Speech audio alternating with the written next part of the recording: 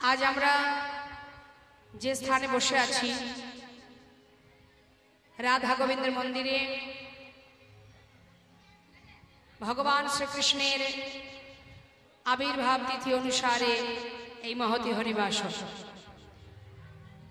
অনাদি আদি গোবিন্দ বিশ্ব ব্রহ্মাণ্ডের মালিক যিনি সৃষ্টিকর্তা সেই ভগবান তারই আবির্ভাব তিথি যাকে আমরা সহজভাবে বলতে পারি জন্মদিন।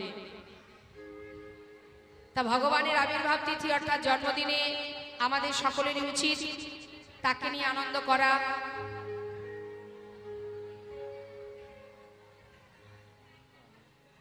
নিজের বাড়ির সন্তানের যদি জন্মদিন হয় তখন যেভাবে আমরা আনন্দ করি ঠিক আমার গোবিন্দের আবির্ভাব তিথিতে আমরাও অনেকভাবে আনন্দ করতে পারি, তাই না?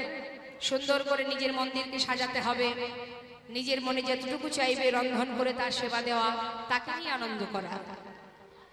তাই সেই শুভক্ষণে আমরা সবাই সাধু সঙ্গ করছি এবং ভগবত কথা, হরিকথা, কৃষ্ণ কথা, তার মহিমা, তার লীলা আস্বাদন করছি। তো জয়নিতাই সময় নষ্ট না করে আজকে কথা নয়, আমরা চলে যাব লীলা কথায়। আজকের যে লীলা আমরা আস্বাদন করব সেটি হলো ভক্ত ভগবানের মধুর একটি লীলা। তবে ভগবত কৃপা লাভ করেছিলেন যে ভক্ত, তিনি হচ্ছেন আমাদের কলির জীব, আর গোবিন্দ চরণ লাভ করেছিলেন বৃন্দাবনে। কৃষ্ণ চরণে কৃষ্ণের কৃপা, কৃষ্ণের দর্শন পেয়েছিলেন, কিন্তু সেই ভক্তটিকে এই কলির জীব যার নিবাস মুর্শিদাবাদ জেলা। নিতাই গৌর হরিবোল হরিবোল। আস্বাদনের বিষয় লালা বাবু জগৎ সেন। জয় জয় শ্রী নিতাই গৌর সীতানাথ প্রেমানন্দে হরিবোল। জয় রাধে। চলে যাব আমরা ছোট করে একটু গৌরচন্দ্রকে আস্বাদন করতে মধুময় শ্রীধাম নবদ্বীপ ধামে, তারপরে যাব আমরা লীলাতে। তা একবার হাত তুলে দেখাতে হবে হরে কৃষ্ণ। গল্প শেষ হয়েছে? শেষ হয়েছে গল্প? সামনাসামনি বসেছে তো বড় বিপদ। কীর্তনিয়ার চোখ খুব খারাপ, তাই না? হ্যাঁ, একটু কথা বললেই দেখতে পায়। সাবধান, কথা বলা যাবে না। আর যারা ভালো ছাত্র তারা ক্লাসের ফার্স্ট বেঞ্চে বসে, তাই না? তা আপনারা ভালো ভক্ত যে কারণে সামনে বসেছেন, আপনারা যদি গল্প করেন তাহলে পিছনে ছেলে মেয়েরা করবেটা কি? কথা নয়, কেউ কথা বলবেন না। হ্যাঁ, মন দিয়ে আস্বাদন করবেন। চলুন যাই। নবদ্বীপে কে কে গেছেন দেখি একবার হাত তুলে দেখায়। বাহ বাহ। এদিকে নিতাই গৌর হরিবোল হরিবোল হরিবোল। তা চলুন আমরা সবাই মিলে নবদ্বীপে আমার গৌর হরিচরণ আগে আমরা দর্শন করি। হরিবোল। গৌরাঙ্গ বলিতে হবে পুলাকশরী, হরি হরি বদনে আর নয়নে বহেনি, নয়নে বহেনি। পদাবলিতে মহাজন বললেন গৌরাঙ্গ বলিতে হবে পুলকেশ্বরী। আমা পুলক মানে কি? আনন্দ। অর্থাৎ তুমি ভগবানের নাম করো। কলিযুগে কলিহত জীবের জন্য কয়েকটা কাজ দিয়েছেন মহাজন। কি কাজ? সে কাজটি হলো কোনো পরিশ্রম নয়, তোমাকে ধন ঐশ্বর্য দিতে হবে না, অনেক পরিশ্রম করতে হবে না। কি করতে হবে? যেখানে থাকবে, যেমন থাকবে, যে অবস্থায় থাকবে, তুমি হাতে কর্ম করছো করো, বদনে নাম করো। অন্যান্য যুগে ভগবানকে লাভ করার জন্য যে সাধন ভজন যাগযজ্ঞ করার দরকার হতো, না হলে ইষ্টদেবকে লাভ করা যেত না। কলিযুগে কোনো কষ্ট করতে হবে না। কয়েকটা কাজ। এক, গৌর নাম জপ করো, হরিনাম কৃষ্ণ নাম শ্রবণ করো, সাধু সঙ্গ করো, আর দুটি বাহু তুলে দুফোঁটা নয়ন বাড়ি বরিশন করে আত্মসমর্পণ করো।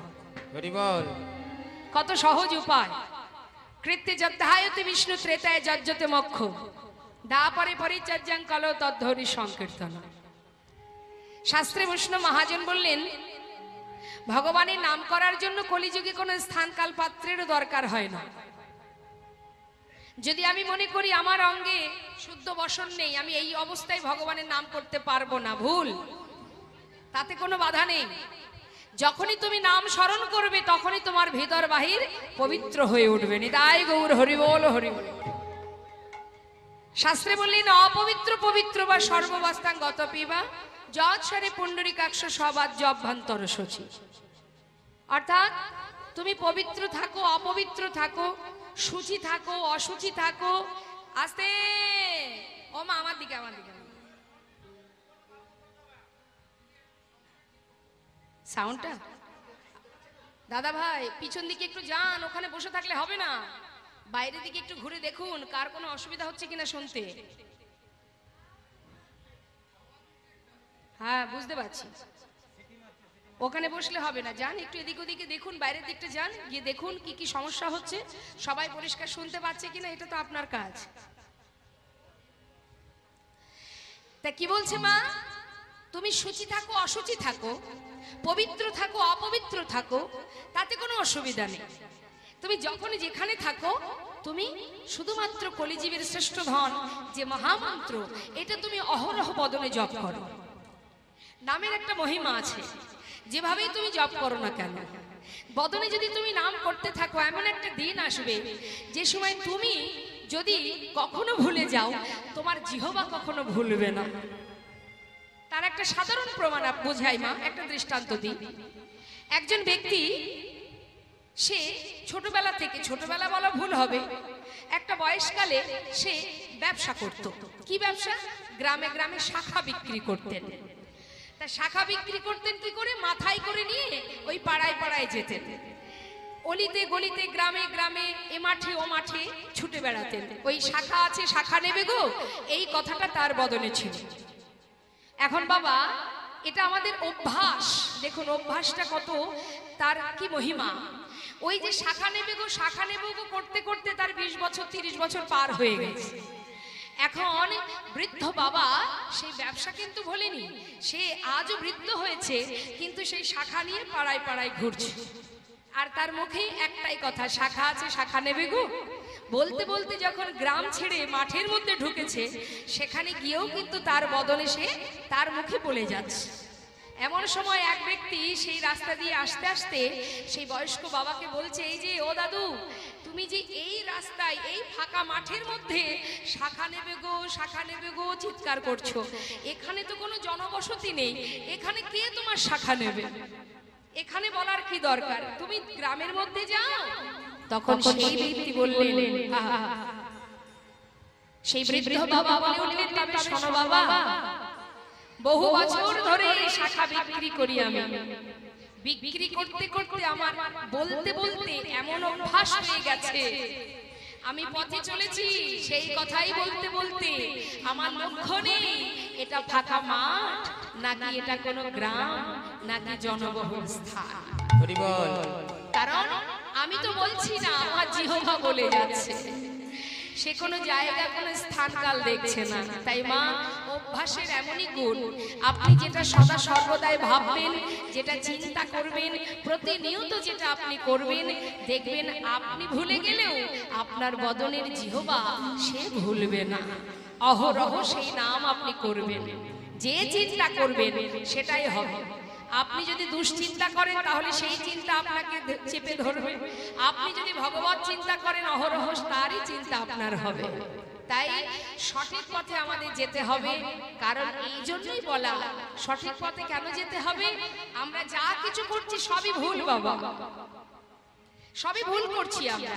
শাস্ত্রে বললেন, মানুষ আকারও হইলে কি হয়, করহ ভূতেরও কাম।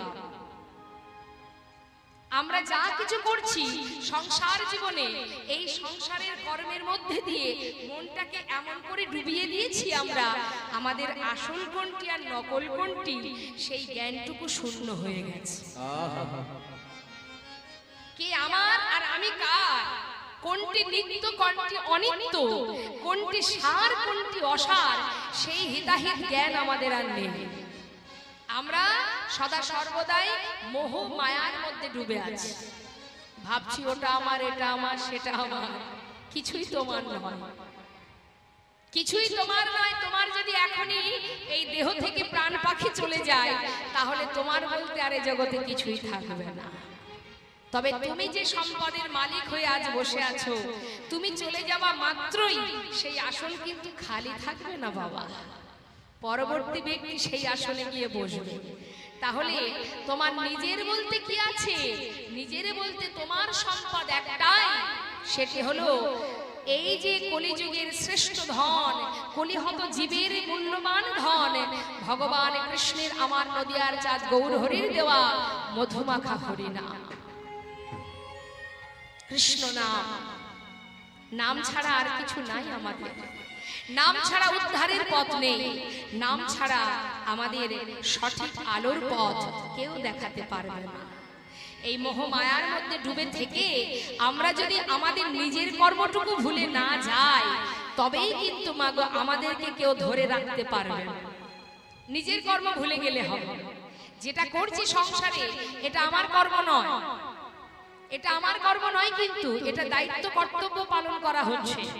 বিচিত্র নাট্য মঞ্চে সবাই অভিনয় করছি, কখনো কারোর পুত্র ছিলাম, কখনো কারোর স্বামী হলাম, কখনো কারোর বাবা হলাম, চলছে অভিনয়, তাই তো বাবা? কিন্তু অভিনয় শেষ হয়ে যাবে, আপন গন্তব্যস্থলে ফেরার আগে আমাদের সেই রাস্তাটা যদি আমরা ভুলে যাই, যাব কেমন করে? তাই আমাদের সঠিক রাস্তার সন্ধান কে দেবে? এই কলিযুগে একমাত্র সৎ গুরুচরণ আশ্রয় করো, হরিনাম শ্রবণ করো, কৃষ্ণ নাম সার করো, সাধু সঙ্গ করো, ভক্তের চরণ ধুলি অঙ্গে মাখো। এটা তোমার কাজ, তোমার আত্মার কাজ। তাই আজ দেখুন কত সুন্দর বলছেন মহাজন, হে যে কার হাতে কতটুকু সময় আছে কেউ জানে না, কখন কাকে চলে যেতে হবে আমরা জানি না। তাই যত সময় দেহে প্রাণ আছে, আয় বাচ্চা দেখে দাও তো, দিকে আমার দিকে তাকা, কি ব্যাপার বলেছিলাম তোকে?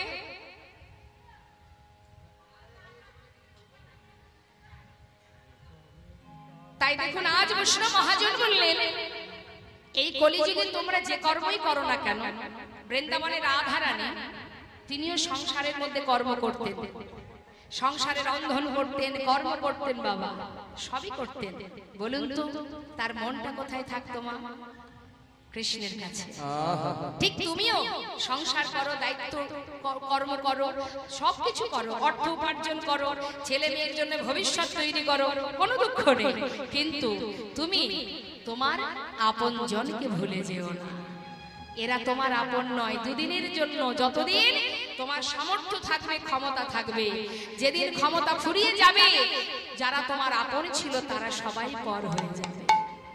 তাই তো মহাজন বলেছিলেন, আপন আপন করছু যারে সে তো আপন নয়, দিন ফুরালে বুঝবে আপন যে পর হয়। তাই আজ বৈষ্ণব মহাজন বলছে, নাম করো হে জীব, সাধন ভজনে যাগ যজ্ঞ কিচ্ছু করতে হবে না, প্রাণ ভরে নাম করো, দুফোঁটা বাড়ি বলি স্মরণ করো, গৌর চরণে আত্মনিবেদন করো, নাম শ্রবণ করো। আহা, তাই আজ কি বলছেন? গৌরাঙ্গ বলিতে হবে পুলক শরীর, হরি হরি বদনে নয়নে বহে। আর কি করতে হবে বাবা? গুরুচরণ আশ্রয় করতে হবে কলিযুগে। এখানে যত ভক্ত আছেন একবার বলুন তো, গুরু দীক্ষা শিক্ষা হয়েছে সবার? হয়েছে তো বাবা? তা গুরুর মন্ত্র, গুরু যে মন্ত্র দিয়েছেন সেই মন্ত্র সবার মনে আছে তো, নাকি সেই দিনই রেখে চলে এসেছেন? মনে আছে? ভুল হয় না তো? ভুল হলে আবার সংশোধন করে আসবে। তাহলে সবার মনে আছে? জপ করা হয়, হ্যাঁ, গুরু ছাড়া উপায় নেই। আমাদের পারের কান্ডারি গুরু, যার হৃদয় মাঝে গুরু কৃপা হয়নি, এ জগতে সে তো আর পার হতে পারবে না বাবা। তাই মহাজন বলছেন পদাবলিতে, আরে কবে নিতাই করুণা করিবে, ও গোয়ারে কবে নিতাই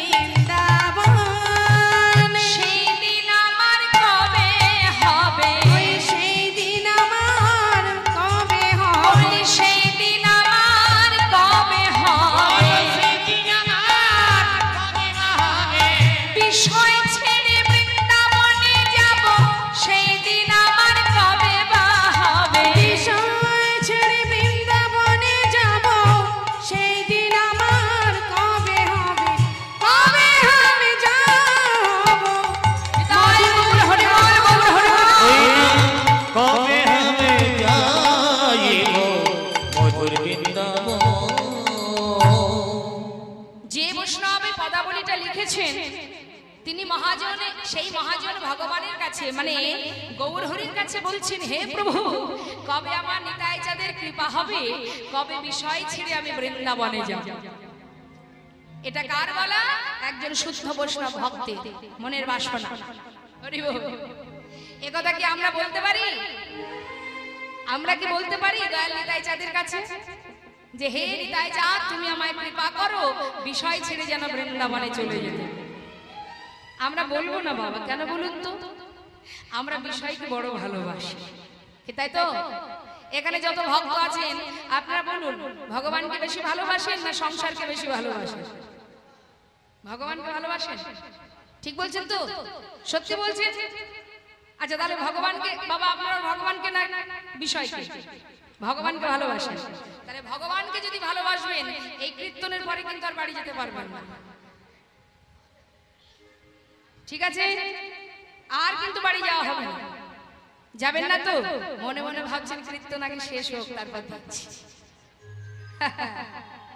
যারা সংসারকে ভালোবাসে না, যারা ভগবানকে ভালোবাসে, তারা কিন্তু বাবা সংসার ছেড়ে চলে গেছে বৃন্দাবন। আর যারা সংসারকে ভালোবাসে, তারা যতই বলুক ভগবানকে ভালোবাসি, কতক্ষণে বিছানায় গিয়ে এসিটা চালিয়ে ঘুমাবো সেই চিন্তা। হ্যাঁ, তাহলে আমরা সবাই বিষয় ভালোবাসি, ইহ জগতে সুখে থাকবো, ভালো থাকবো, শান্তিতে থাকবো, এটাই আমাদের কামনা। কিন্তু এটা তো আমাদের কর্ম নয়। শাস্ত্রে বললেন কৃষ্ণ ভজিবার করে সংসারে আইনো। অনেকে দেখবেন বলে, এই কীর্তন শুনতে যাবি, চল কীর্তন শুনে আসি। বলে না রে বাবা, কীর্তন শুনে রাত জেগে যদি বাড়ি এসে ঘুমাই, সকালে ঘুম ভাঙবে না, আবার কাজে যেতে হবে। সংসার করেছি ভাই, কীর্তন শুনতে গেলে হবে আমাদের? হরি বল। দেখবেন অনেকে বলে, সংসার বসিয়েছি, সংসার পেতেছি, এখন আর ওই কীর্তন শুনে রাত জাগলে হবে, সকালে উঠে কাজে যেতে হবে, বলে না? আচ্ছা একবার বলুন তো বাবা, সত্যি কি আপনি সংসার করেছেন? সংসার কি আপনি করেছেন? আপনার বাবা করেছে? আপনার ঠাকুর দাদা করেছে? কেউ করেনি সংসার। সংসার আগে থেকেই ছিল। আপনি যখন ঢুকেছেন, আপনি যখন এখানে এলেন, মাতৃভূমি মানে মাতৃগর্ভ থেকে ভূমিষ্ঠ হলেন, তখন আপনি কোথায় এসেছিলেন? একটা সংসারে এসেছিলেন, তাই না? শাস্ত্রে বললেন কৃষ্ণ ভজিবার করে সংসারে আয়। তাহলে আপনি এসেছেন কোথায়? সংসারে। তার আগে থেকে ছিল, আপনি আসার আগে ছিল সংসারটা, সেখানে আপনি এসেছেন, তাই তো? আবার আপনি যখন চলে যাবেন, সংসার চলে যাবে? সংসার থেকে যাবে বাবা। আবার আপনার পিতাও যখন এসেছিল, তারও আগে সংসার ছিল। তাহলে সংসার আমরা কেউ করিনি। সংসারে এসেছিলাম কৃষ্ণ ভজন করব বলে, এসেছিলাম কৃষ্ণ নাম করব বলে। এসে কি হলো? মায়া জন্মানোর সাথে সাথে আদর, স্নেহ, ভালোবাসা, মায়া, মমতা আমাদেরকে আষ্টে পৃষ্ঠে গ্রাস করে নিল। আর যেই গ্রাস করে নিল, যে পাঠালো তাকেই ভুলে গেলাম। যেখান থেকে পাঠালো সেই ঠিকানাটাই ভুলে গেলাম। কোথায় বাড়ি আমাদের আমরা জানি না। কি জানেন? মায়ের বাড়ি কোথায়? আপনার বাড়ি কোথায়?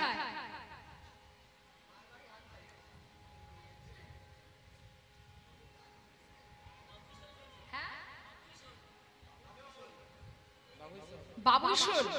আচ্ছা আচ্ছা, তার মানে এখানে। আচ্ছা আচ্ছা, তাহলে এখানে আপনাদের বাড়ি, তাই তো? এর আগে আপনারা কোথায় এসেছিলেন জানেন? মানে এখানে আসার আগে কোথায় ছিলেন জানেন না? আচ্ছা যখন মারা যাবেন তারপরে কি বাবুইশোরেই থাকবেন? থাকবেন না? থাকবেন না? কোথায় যাবেন জানেন? কোথায় যেতে হবে জানা নেই না? কি করে জানবো? এই মায়ার মধ্যে আমার আমার আমার আমার করতে করতেই তো আসল জায়গাটাই আমরা ভুলে গেছি। তার মানে কি আমরা কোথা থেকে এসেছি জানি না, যাব কোথায় তাও জানি না। মাত্র 100 বছর পরমায়ী কলি হত জীবের, তাও সে কদিন মানুষ বাঁচে না, তার আগেই চলে যায়। চলে তো সবাইকে যেতে হবে, কিন্তু যাব কোথায় সেটা জানতে হবে। আর জানার জন্যই এই মহতি হরিবাস, এই ভাগবত কথা, এই কীর্তন আস্বাদন করতে হবে। না হলে জানা যাবে না যে আমি কি, আমার পরিচয় কি, আমার ঠিকানা কি, কিছুই জানতে পারবো না। তাহলে এই জগতে যা সবই হলো কাতব কান্তা কস্তে পুত্র সংসারায় বতিব বিচিত্র নলিনী জলগত তরলান্ত অদ্ভুত মানে পদ্ম পাতার উপরে জল যেমন টলমল টলমল করে আমাদের এই দেহের মধ্যে প্রাণরূপ জলের বিন্দু টলমল করছে। এই প্রাণটাই হলো আমি, এই যে আত্মা এটাই হলো আমি, এই দেহটা আমি নই, জেনে রাখো।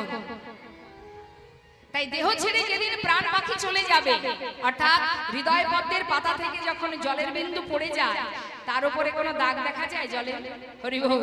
ঠিক তেমন বাবা আমাদের হৃদয় পদ্মের পাতা থেকে যখন প্রাণ পাখিটা চলে যাবে, কোথায় যাবে জানি না, কিন্তু যাদের জন্য কৃষ্ণ ভজন না করে সদা সর্বদাই সংসারের রাত দিন এক করে ভূতের খাটুনি খেটে যাদের মঙ্গলের জন্য সুখের জন্য আপনার গোনাদিন মূল্যবান সময় নষ্ট হয়ে যাচ্ছে, তাদের হৃদয় পদ্মের পাতায় এতটুকু দাগ থাকবে না বাবা। এটাই হলো সংসার। সংসারে মায়া আর মোহ ছাড়া কিচ্ছু নেই। আপনি করতে পারলে আপনি অনেক বন্ধু পাবেন, আপনি কিছু করতে না পারলে কাউকে পাবেন না। প্রতিটা মুহূর্ত মানুষ বদলে যায়, মানুষ পরিবর্তন হয়। তাই আমাদের ইহ জগতে যা আছে সবই আমার নয়, আমার বলতে একজনই আছে, যে কিনা প্রত্যেকের ঘরের কোণে সিংহাসনের মধ্যে হা করে তাকিয়ে আছে ভক্তদের দিকে তাকিয়ে, ওরে তোরা আমার দিকে তাকাস বা না তাকাস, আমি তোদের পাঠিয়েছি, অর্থাৎ তোদেরকে তো আমায় দেখতে হবে। খেতে দিস বা না দিস, তোদের খোরাক আমাকে যোগান দিতে হবে, যিনি আমাদের পিতা। আমরা সংসারের মধ্যে কত কি আনন্দ করি, কত কি খাই। বাজার থেকে খাবার আনতে গেলে চিন্তা করি বাড়িতে 5 জন আছে, 5টা রসগোল্লা নিয়ে যাব। কিন্তু যে জন 5টা রসগোল্লার টাকাটা যোগান দেয় তার জন্য একটা রসগোল্লা বাড়িতে আসে না মা। সে মৃদু মৃদু হাসে আর বলে, ওরে আমিও যে তোদের বাড়ির একজন, আমার কথা ভুলে গেলি তোরা। কিন্তু সন্তান যদি ভুল করে মাতা পিতা তো সে অপরাধ গ্রহণ করে না। তাই আমরা যত অপরাধই করি না কেন, যত পাপই করি না কেন, সে যে অহরহ আমাদের কাছে ছায়ার মতো দৃষ্টি দিয়ে আছে, অহরহ দৃষ্টি দিচ্ছে। সদা সর্বদাই সুখে দুঃখে ভালো মন্দে আমাদের কাছে আছে। শুধু আমাদের যে দেখার নয়ন, এই নয়নের উপরে মায়ার আবরণ আছে, তাই আমরা তাকে দেখতে পাচ্ছি না। যে বুঝেছে, যে জেনেছে, সে মায়ার সংসারে আবদ্ধ হয়ে মায়ামোহে কখনো কাঁদে না। সে কাঁদলে 2 ফোঁটা গোবিন্দের জন্য কাঁদে। সদা সর্বদা আমরা ভগবানের কাছে চাই, হে প্রভু এটা দাও, ওটা দাও, সেটা দাও, ভালো রাখো, সুখে রাখো। এটা আমাদের মতো সাধারণ মানুষের চাওয়া। কিন্তু ভক্ত কি চাই বাবা? ভক্তের চাওয়াটা কি? ভক্ত কখনো ইহ জগতের বিষয় চায় না। যখন কিনা প্রহ্লাদের পিতা হিরণ্যকশিপুর উদ্ধার হলো, ভগবান নরসিংহ মূর্তি ধারণ করে তাকে বধ করলো। করবার পর 5 বছরের ছোট্ট ছেলে প্রহ্লাদ, যার মা ছিল কৃষ্ণ ভক্ত, সেই প্রহ্লাদকে কোলে নিয়ে ভগবান বলছে, প্রহ্লাদ তুমি এইটুকু বয়সে আমাকে এত ভালোবাসো, এত ভক্তি, এত নিষ্ঠা তোমার, বলো প্রহ্লাদ আজ আমার মনে বড় ইচ্ছা, আমি তোমায় কিছু দিতে চাই। প্রহ্লাদ প্রভুর মুখের দিকে হা করে তাকিয়ে আছে বাবা। যখন 5 বছরের ছোট ছেলে ভগবানের মুখের দিকে তাকিয়ে আছে, ভগবান কোলে বসিয়ে বলছে, প্রহ্লাদ আমার দিকে তাকিয়ে আছো কেন? বলো কি চাও তুমি? যা চাইবে আমি তোমাকে তাই দেব। আমি তোমার ভক্তিতে সন্তুষ্ট হয়েছি, আমার বাসনা আমি কিছু দিতে চাই। বলো তুমি কি নেবে আমার কাছে? তুমি যদি বলো স্বর্গ নেবে, স্বর্গ দেব। যদি বলো মর্ত নেবে, মর্ত দেব। যদি পাতাল নেবে, পাতাল দেব। যদি বলো ত্রিভুবন নেবে, ত্রিভুবনে রাজা করে দেব তোমার। বলো তুমি কি চাও? প্রহ্লাদ হা করে তাকিয়ে আছে। আবার জিজ্ঞাসা করছে প্রহ্লাদ এমন করে আমার দিকে তাকিয়ে আছো কেন? তুমি কি ভগবান হতে চাও আমার মতো? বেশ তাই করব তোমায়। তুমি রাজি? প্রহ্লাদ শুধু তাকিয়ে চোখের জলে বুক ভাসিয়ে কাঁদছে আর বলছে, হে ভগবান, তুমি যদি দিতেই চাও তাহলে আমাকে এই বর দাও। পৃথিবীতে যতদিন বেঁচে থাকবো তোমার কাছে কিছু চাইবার যে ইচ্ছা, যে বাসনা, সেটা যেন কোনোদিন আমার মনে না জাগে। নিতাই গৌর হরি বল, হরি বল। তোমার কাছে চাইবার ইচ্ছাটুকু যেন না জাগে আমার মনে, এই বরটুকু দিয়ে যাও। এটা হলো ভক্তের চাওয়া। চাইবার কি দরকার? না চাইতেই সব পাওয়া যায়। শুধু যদি তোমার মধ্যে তার প্রতি বিশ্বাস ভরসা থাকে, বিশ্বাস করো, ভরসা করো, তার প্রতি নির্ভরশীল হও। সেই বিশ্ব ব্রহ্মাণ্ডের মালিক, যার এক পলকে বিশ্ব ব্রহ্মাণ্ড লয় বা সৃষ্টি হতে পারে, যার ইশারা ছাড়া জগতের কোনো কিছুই চলতে পারে না, তার কাছে তোমার চাওয়ার কোনো দরকার নেই। তোমাকে চালাচ্ছে সে, তুমি শুধু তার চিন্তা করো। ভাবছো বসে চলবে কিসে? তুমি ভাববার কে? যার ভাবনা সেই ভাবে, তুমি ভাবো তাকে। তাই তো শাস্ত্রে মহাজন বললেন, এই যে 84 লক্ষ জনি ভ্রমণ করে সুন্দর মানব দেহটা পেয়েছো, আবারও ঘুরে ফিরে বিশ্ব ব্রহ্মাণ্ড ঘুরতে ঘুরতে 84 লক্ষ বার এই পৃথিবীতে তোমাকে আসতে হবে, তারপরে মানব দেহ তুমি পাবে। এত সাধনার ধন, কৃষ্ণ বলার বদন, সেবা দেবার মতো হাত, 10 ইন্দ্র ষড়রিপু সবই পেয়েছো তুমি। হেলায় সময় নষ্ট করো না, সময় গেলে আর পাবে না। চলে গেলে সময় আর পাওয়া যায় না। যে সময় চলে যায় সে সময় আর পাওয়া যায় না। যেদিন তোমার সময় আসবে, অন্তিম সময় আসবে, তুমি ভগবানের কাছে যতই কাঁদো না কেন, আর তুমি সময় হাতে পাবে না। তাই সেই বিচার সবাই যখন আমাদের বিচারে বসতে হবে বাবা, সেই সময় কিন্তু ভগবান যদি জিজ্ঞাসা করে, বলো আমার কাছে অনুনয় বিনয় করে 84 লক্ষ জনে ভ্রমণ করে সুন্দর দেহ চেয়েছো, আমার নাম করবে, সেবা করবে, বলো। আমার দেওয়া 2টি হাত পেয়েছো, দিয়েছি তোমায়, হাত দিয়ে কি করেছো? কি বলবো আমরা? হাত দিয়ে মারামারি করেছি, খুন করেছি, 3 তলা বাড়ি করেছি, 4টে গাড়ি করেছি, 5টা বাড়ি করেছি, এই তো বলতে হবে। বলতে তো পারবো না, হে ভগবান সদা সর্বদাই হাতে তালি দিয়ে তোমার নাম করেছি, তোমায় 2 হাতে সেবা দিয়েছি, সদা সর্বদাই সৎসঙ্গ করেছি, সাধুগুরু বৈষ্ণবের সেবা দিয়েছি, ভক্তের চরণ ধুলি অঙ্গে মেখেছি, বলতে পারবো না। যদি বলে আমার দেয়া বদন তুমি পেয়েছো, সেই বদনে কি করেছো? আমার দেওয়া বদন কি করেছো? বদনে নাম করেছো না। সদা সর্বদাই দিবস রজনী আবল তাবল পাঁচালো পড়িতে পারো, তাহার ভিতরে একবারও কি কৃষ্ণ বলিতে না?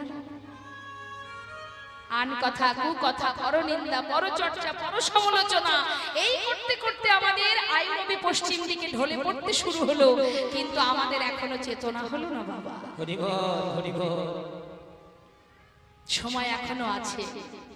কে কি বললো, কে কি করলো সেদিকে না তাকিয়ে তুমি যদি একবার গোবিন্দ চরণে নতমস্তকে 2 ফোঁটা বাড়ি বলিশন করে তার চরণে ফুল তুলসী যদি না থাকে, দুঃখ নেই। ভগবান বললেন আমার তাতেও দুঃখ নেই যদি ফুল তুলসী না থাকে। কাকে বলেছিল কথাটা? দেবর্ষী নারদকে। একদিন দেবর্ষী নারদ জিজ্ঞাসা করেছিলেন, হে প্রভু, জগতের জীব তোমাকে কেমন করে ডাকলে তুমি তার ডাকে সাড়া দেবে? তখন দেবর্ষী নারদ বলছে, আহা, ভগবান বলছে, দেবর্ষী, এই জগতের কোন জীব যদি আমাকে একটা ফুল দিয়ে ডাকে, ফুল, আমি তার ডাকে সাড়া দেব। দেবর্ষী নারদ বলছে, দয়াময়, যদি তার কাছে ফুল না থাকে? ভগবান বলছে, কোনো দুঃখ নেই। কোন ভক্ত যদি আমাকে একটা তুলসী পত্র দিয়েও ডাকে, আমি তার ডাকে সাড়া দেব, ডাকার মতো যদি ডাকতে পারে।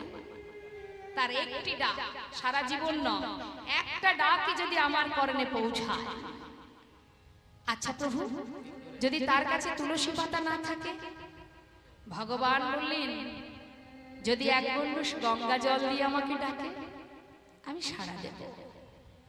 চিন্তা করুন মা, কিছুই তিনি চান না। আচ্ছা প্রভু, যদি গঙ্গার জল না থাকে, ভগবান বললেন তাতে আর দুঃখ কিসের? এই জড়জগতের কিছুই আমার প্রয়োজন নেই, কারণ আমি আমার প্রত্যেকটি সন্তানকে দুটি করে নয়ন দিয়েছি।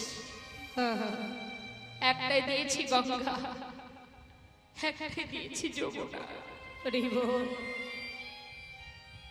আমার ভক্তরা, আমার সন্তান যদি একটি বারের জন্য দুফুটে নয়ন বাড়ি পরিশোধ করে হা কৃষ্ণ বলে দুটি বাহু তুলে আত্মনিবেদন করতে পারে, আমি সেই সন্তানের কাছে যুগে যুগে দাস হয়ে পড়ে থাকি।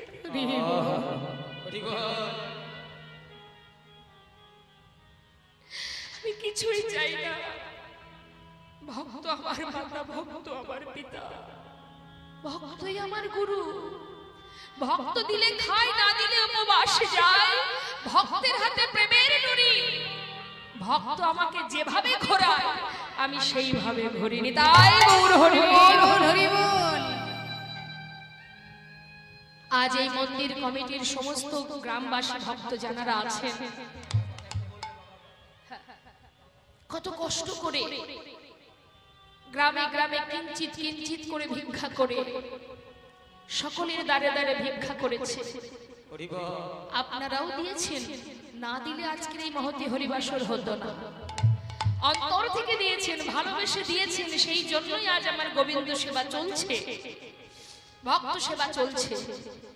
এই যে আপনারা যতটুকু কর্ম করেছেন প্রভুর জন্য, এইটুকুই জানবেন আপনার জীবনে যা কিছু সংসারে আছে সেটা কিন্তু উত্তম কর্ম নয়।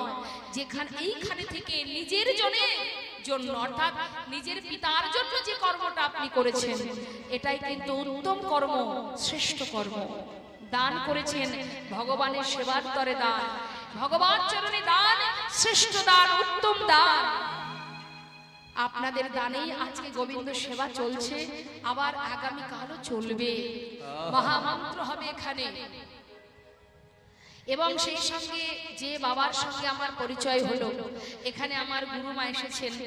আমার গুরুমা কলকাতাতে তার নিবাস, যিনি শ্রদ্ধা কীর্তনিয়া রীনা কর দে। তো সেই গুরুমা এখানে এক বছর নয়, আপনাদের বাড়িতে, আপনাদের এই হরিবাসরে, আপনাদের ঘরে ঘরে তিনি কয়েক বছর এসেছেন এবং গুরুমাই আমাকে পাঠিয়েছেন এখানে।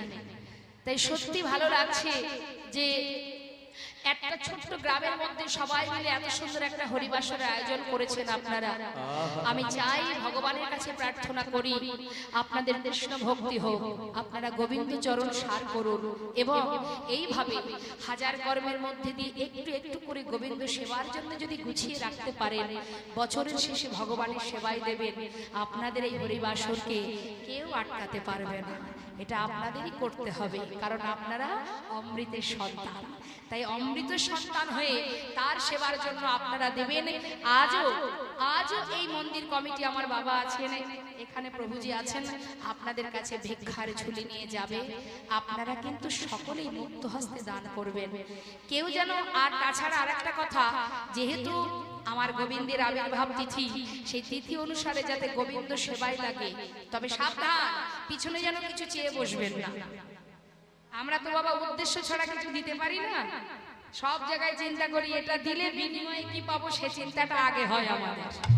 তাই লাভ ছাড়া কোনো কিছু আমরা চাই না। তাই ভগবানের কাছে কিছু আশা করার দরকার নেই। আশা ছাড়া আপনি যে দানটা করবেন, মাথায় রাখুন, তার কাছে জানান, হে প্রভু, আমি যেটা দান করছি তোমায়, সেটা যেন তোমার সেবায় লাগে। আমার এই দানটুকু যেন বৃথা না হয়, যেন তোমার সেবায় লাগে। এই প্রার্থনা নিয়ে সবাই দান করবেন। নিতাই গৌর হরি বল, হরি বল।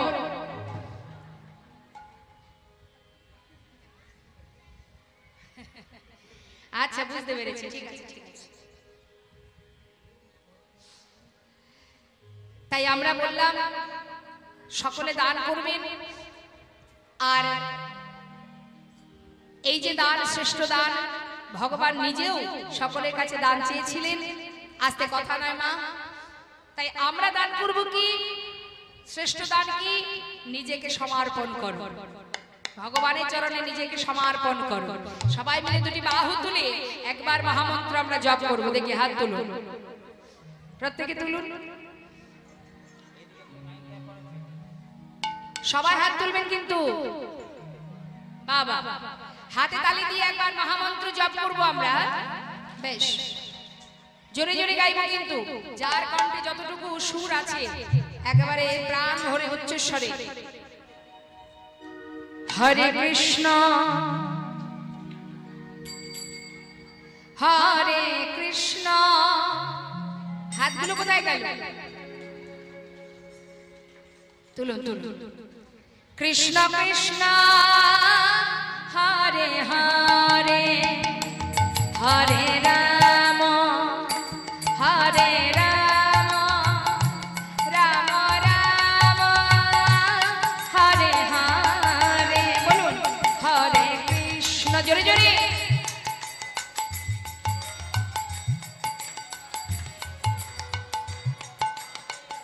বাবা হরি বল। হাত তুলে প্রত্যেকে তুলুন, হাতগুলো তুলুন। হ্যাঁ,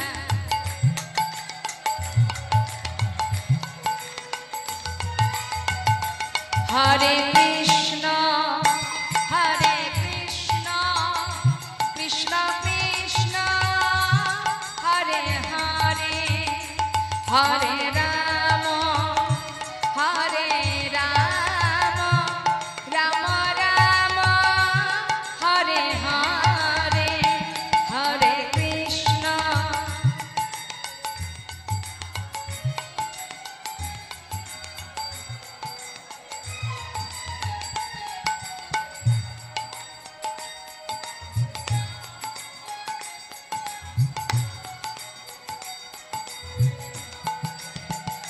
হরে কৃষ্ণ হরে কৃষ্ণ, কৃষ্ণ কৃষ্ণ হরে হরে, হরে রাম হরে রাম, রাম রাম হরে হরে, হরে কৃষ্ণ।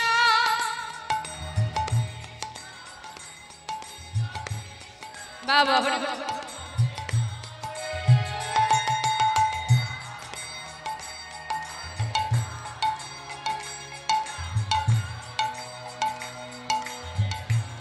এ হরে কৃষ্ণ নিতাই গৌর হরি বল, হরি বল, হরি বল। কৃষ্ণ হরে হরে, হরে রাম রাম রাম হরে হরে, হরে কৃষ্ণ কৃষ্ণ কৃষ্ণ হরে হরে, হরে রাম রাম রাম হরে হরে। হরে কৃষ্ণ হরে কৃষ্ণ। জয় নিতাই জয় গৌর।